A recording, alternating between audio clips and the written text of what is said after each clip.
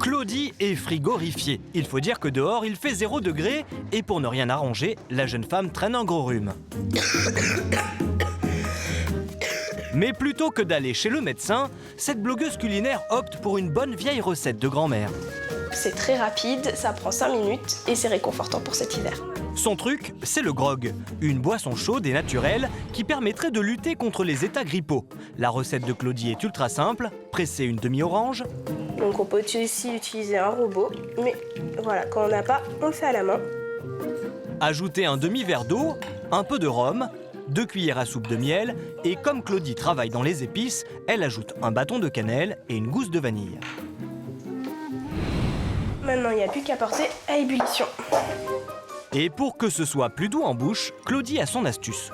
Si on souhaite, on rajoute une cuillère à soupe de sucre et on mélange.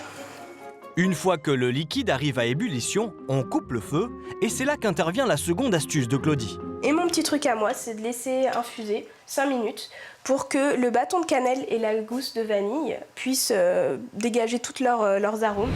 Le grog a été inventé par hasard au XVIIIe siècle. Un amiral anglais mettait de l'eau dans le rhum de ses matelots pour éviter qu'il ne soit saoul.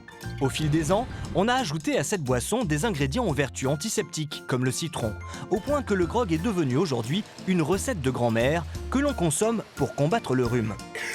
Mais si le grog est efficace, ce n'est pas pour les raisons que vous imaginez.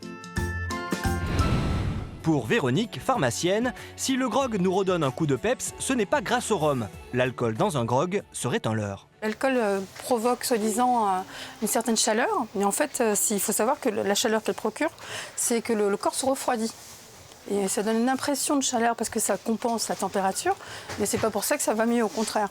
Et c'est l'éthanol qui est dans l'alcool qui provoque une sensation de torpeur, qui fait qu'on a l'impression d'aller mieux, parce qu'on se sent un petit peu endormi, etc. Mais c'est un faux ami.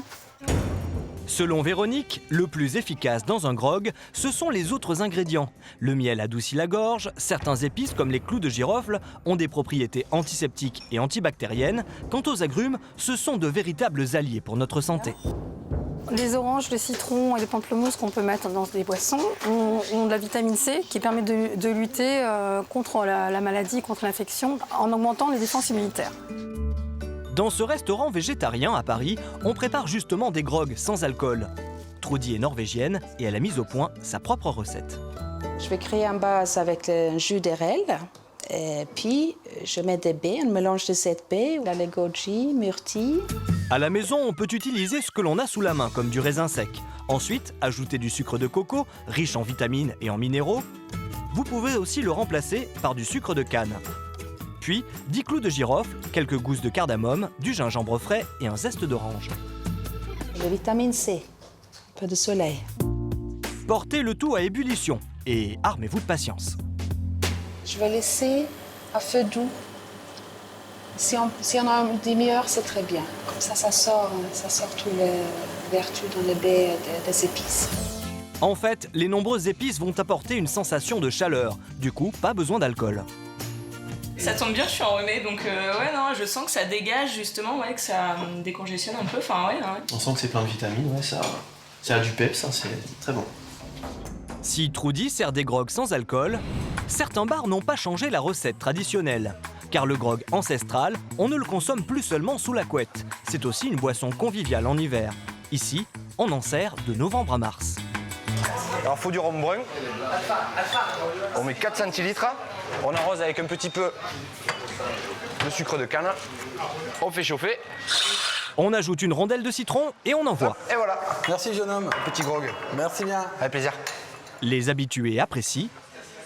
Voilà, il est très bon, très chaud. Ça fait du bien quand ça passe. Et les touristes aussi.